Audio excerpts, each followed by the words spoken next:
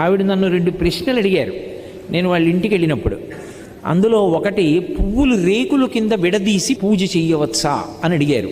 మంచి ప్రశ్న, అందుకు నేను ప్రస్తావిస్తున్నాను. బాగా జ్ఞాపకం పెట్టుకోండి, పువ్వు అంటే లక్ష్మి, పువ్వు అంటే జ్ఞానం, సరస్వతి.